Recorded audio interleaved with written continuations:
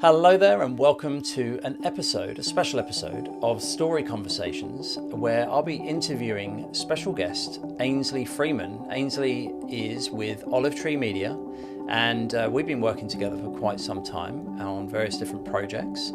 And Ainsley is going to talk through what Olive Tree Media is and how it creates content to engage with its audience. And I'm particularly interested in the strategy today. This is more of a strategic conversation around how we're engaging audiences with great content and building relationships with those audiences over time. So how about we jump straight in and welcome Ainsley to our story conversation. So here we are. Ainsley, welcome to Story Conversations. Great to have you with us today. How are you doing? Thanks, Stu. Doing great. Excellent. Well, we're going to talk a little bit about Olive Tree Media today. So why don't you just start by telling us a little bit about who Olive Tree Media are? Yeah, great. So we are a Christian media production company. But I guess more than that, we're a ministry organization. We're a not-for-profit, and we have produced various media and resources that are primarily used, I guess, in a church context, but also some Christian media. So for broadcast and radio. And so basically it's a mix between short devotional content and then longer form documentary series that, vary between 10 to 13 episodes. And so we've been doing that for 10 to 12 years now. So 10 to 12 years, but you've obviously changed a lot over time. I know that give us a little bit of background about, say, Carl, for example, of how this sort of started for Carl and for Jane. Yeah, so Carl was a senior minister of a, medium to large suburban church, but on the side, he was doing a lot of media ministry and started the Daily Nudge, which were 60-second thoughts on radio, and started to do some work with television. And then, in the end, it was someone wanted to donate to support what he was doing, and he had to set up an organization, and that was the sort of start of Olive Tree Media. And Jane, his wife, came on board really early on to run this sort of back end ministry that was just really the house and the sort of the, I guess, outlet distribution of the media ministry that Carl was producing, and then eventually finished up in his role as a senior pastor and just was doing Olive Tree Media full time. And so that's where the heart, I guess, for the local church came from. Carl is a pastor, and that's why the resources are particularly tailored to a church context, people exploring faith.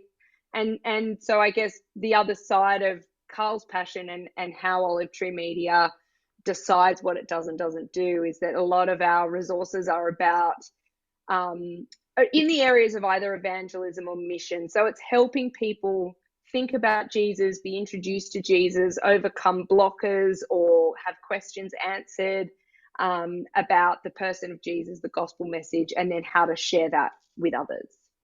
So the content itself, the documentary episodes that were shot, and I'm thinking of Jesus a Game Changer as an example that came out obviously a lot later after the Daily Nudge had been kind of formed. Yeah. But those sort of episodes, people were starting to ask, how can I watch them? At the time they were being broadcasted on different Christian media platforms and so on here and overseas. But tell me about that journey of people asking, how do I get to watch this content? How do I get to use this content in the context of our local church, for example? Yeah, so I guess when we first started making Towards Belief and Jesus the Game Changer, one of the interesting things is you make this resource, and then what you realize is actually your greatest struggle becomes distribution. So how do you get that to people? So there's this beautiful, well-shot series with, incredible international guests, and it's this treasure trove of wonderful information. But getting that to people who would really benefit from using it was a big hurdle. And I guess when we started, we were producing DVDs, and that was how they got out. Now people would buy them in a Christian bookstore, they'd buy them from our online store, or we'd sort of sell them at a church context. But I guess as the shift to streaming, as the shift to digital was happening, Our capacity as a little Christian media organization to kind of make that shift was quite challenging. And there wasn't really an in-between product between a DVD and then jumping to, people just want to have everything at their fingertips in a Netflix style, or free, and people's expectations around cost changed a lot as well. So you've gone from people being happy to spend up to $50 on a good quality Christian DVD resource to your benchmark becomes $8.99 for Netflix, which it was back in the day, and there's millions of things on there that you could possibly watch. So it changed a lot, and we realized that distribution problem was something that we had to really overcome. And then you throw in COVID, and people can't buy physical things in the same way. They can't meet together to watch something on a DVD player, if anyone was lucky to still own a DVD player. And that really made it obvious that we were coming up against an issue of access. Yeah, that's right. And so, and I know this is kind of where our journey together sort of began, was you kind of approached us at Story Strategist to kind of help answer that question of how do we give people the content, or give access to the content, but not necessarily create effectively a rod for your own back, which is this demand for more and more and more content, because you're not Netflix and you're not creating entertainment content. Yeah. You're creating content, you're creating the story. The product is actually something that people want to journey with together, maybe in a small group, or even like a sermon series might be ran on the back of this kind of program, and then a group will get together and discuss what they've heard. So in a sense, the value of the content is very different. The value proposition is very different to what you would get with, say, a Netflix. And so I guess let's just take a step into that journey then of we're now looking at your website, okay? Because the internet, of course, is where everybody gets stuff, and essentially your Netflix platform is style of platform is just a website. Whether you're watching on a TV or watching it on your phone or another type of device, it's still really a platform, a site to engage your audience. But we kind of talked about how do we migrate your website from being just a place of like a platform where you just engage with whatever's put there, and instead provide a tier for a different type of customer who wants to invest in your vision. Can you talk to me about the strategy of helping customers? I'm going to call them customers, but let's say your partners see you as someone that they can partner with, and in your strategy, what was the thinking there? Yeah, and this is where you and your team were so helpful to kind of journey through that process with us, because I guess you really pointed out that difference, that we were interacting with customers, but we're not a entertainment business, and we're not even a business. We're a ministry, we're a not-for-profit. And actually the relationship we need to have with the people that engage with us is not, business to customer. It is a partnership. And we were having really interesting conversations where you were distilling down who we were as an organization. And so rather than coming and answering the question that I came to you with, which was, what platform are we using to put our episodes of Jesus the Game Changer on the internet, which was basically my problem, we stepped back and we went, well, actually, who are we as an organization? What sort of relationship do we want to have with our customers? And better yet, how do we reframe these people not as customers but as partners, and build something that answers their needs, and also facilitate something that we really wanted, which was to give more people access to what we had for as little a cost as we could get away with, basically. We don't want to make money off getting our resource out there, but you need to somehow create a means by which to have a sustainable ministry. So it was a really interesting and good process of working out who we were at our core, who we wanted to use and access our resources, and therefore, what does it look like to meaningfully create a relationship with them where there is some sort of exchange, where there's money and donations and financial partnership, but there's also gifting and generosity and sharing and kind of getting the content out there as much as possible. Because in the end, as I said, you can produce this beautiful documentary, but if no one sees it, it's such a waste of kingdom resource. And we just really wanted to make sure that we were moving in a direction where our kind of end users were really getting the most out of the series. Yeah, and bearing in mind that, of course, your audience could be all sorts of people, from younger tech savvy people to people who've a maturer age that might be a little bit put off by suddenly being presented with forms online and asking you to give credit cards and that sort of thing. So let's have a look at the site. I'm going to jump across now to the actual website, which and I'm going to talk a little bit of. I'd love to talk about a little bit through some of the tech stuff in the background, not to give away the sort of secret sauce of what's going on. Not that it's a great secret, but more just to sort of, we don't want to just confuse everybody with tech speak for the sake of it. Really what we want to do is talk about, was it a huge hurdle for Olive Tree Media, or did we at what point did we try and use your existing resources to kind of get you to the next stage of the company's evolution, if you like. So let's have a look at the web page, which is here. I'll just bring you up on screen as well, because then you can kind of help navigate us around the page. Obviously, what we're seeing here in the you've got this beautiful kind of video here that's introducing us to the latest or one of the latest programs that you have available to us. But straight away, I'm seeing here the words partner and watch. And also I have an access code. Can you just talk to me about those two boxes? What are they about?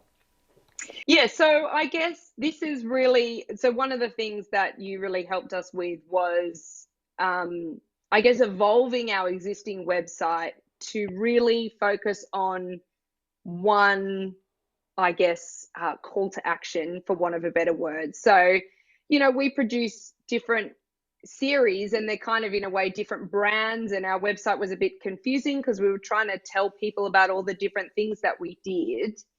But now we're trying to encourage people to understand that basically, in order to access, in order to use the discussion guide, watch the series, jump on a church campaign, that we're asking you to partner and you'll be able to watch. And watch is, we had a lot of discussion around this term, because people are not just watching when they jump in, they're actually using the resource. There's a discussion guide, there's different resources, downloads that they can access. But the idea is that the relationship we want to have with our customers is they're partnering. So they're, for a small monthly fee, they're helping to not only give them self-access, they can share access with a certain number of people, and they are sort of investing in future series, which are added to this Watch Plus platform for them for free. And then the I have an access code is, I guess, one of my favorite parts about what we did, which is that if you're a partner and you sort of basically anything more than $8 a month, you get a bunch of access codes to share with people for free. And so we have more people on our platform who are accessing our content for free than we do people who pay each month. And that's really exciting to us as an organization, to be able to have facilitated people sharing this with their friends, their family, their small group, people in their church. And they're sort of, it's a pay it forward model. It's basically saying, I'm going to pay and I'm going to be a patron for someone else to watch this content. And that's something that has been really exciting to us as a ministry. That's so good. and of course it fits precisely with what is your your strategy, which is to obviously provide these resources to people that might be working through the content together in a group. So the group leader might, essentially purchase on behalf of the group and distribute those access codes as well. And just we were mentioned about talking a little bit of tech here, but I guess the deepest I want to go with this is really just to say, obviously there's some interesting data that comes out of the back end of this. So and you'd already sort of invested some time before in a CRM, customer relationship management software platform. In this case, it was Salesforce. And what we're able to do with your platform is to obviously see who is getting access to what. What kind of benefits does that give you as a producer of content, as a producer of media, and also as a ministry that's trying to be a sustainable organization so that you can keep producing great content for people? How does information data help you kind of build your business? Yeah, well, I guess understanding each person, as sort of a number or just a type of person, where they're at, how they've come to us, what they've signed up to, how much engagement they've had with our organization, helps us communicate with them in a meaningful way, which is just so important in kind of this current era of comms overload. We don't want to email people stuff that they don't really want to hear about. And so it's really important to me that when we send an email, it makes as much sense as possible based on that person's experience of who we are. So, we have people that receive the daily nudge and they love to receive that. And then for our partners, they have a very different relationship with us as an organization, and their level of investment based on if they're someone who accesses for free versus if they are one of our paying partners. We just want to make sure that when we talk to people, we're sort of having a general understanding of who they are and where they're at.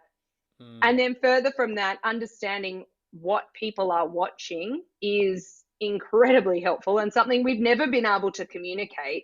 So just because someone bought a DVD from a Christian bookshop, that doesn't give us any information. It doesn't tell us, did they watch it by themselves? Did they watch it with a small group? Did they give it to a friend after they'd watched it because they loved it so much? How did they find it?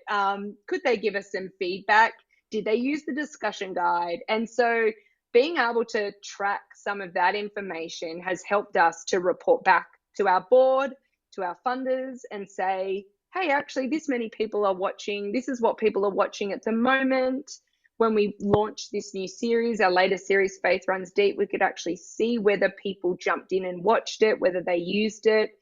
And so that information is so helpful because, again, we don't want to waste Kingdom resource. And if we make a series, we want to make sure it's worthwhile and it's serving the needs of, I guess, Australia or the world. But Christians using our resources and sharing it with others, that's really helpful information for us for our future series. Obviously, there's a lot more on that website that we could look at, lots of other products. And of course, every time you produce a new series, if you're an investor, you're a partner in with Olive Tree Media, then of course you just get everything that's new, right? Which is really exciting. But the last thing I just wanted to touch on was that, yes, you're producing content, and that's great. You've got a story and you're providing those stories to your audience on this wonderful platform, on this website, essentially. But you're also engaging with your audience in other ways as well. I'm thinking of the way that you invite your audience into conversations like the one that we're having now. Talk me a little bit through, I guess the strategy, the thinking behind why you choose to dialogue with your audience as well, and how often you might do that. Yeah, so I guess we see that we're serving the Australian church most specifically, but and therefore for us to really understand where people are at, what's people's experience, and I guess part of what we want to do for our partners is to nurture their faith, to serve them, and to give them, I guess, be a conduit of really good information. So Carl is an excellent interviewer, and when we make a documentary series, he interviews, 30, 40 guests, and brings this information to people in a way that makes sense. And we've been doing that also in a webinar format, and being able to not just spend 2.5 years producing a documentary, but also be able to give people helpful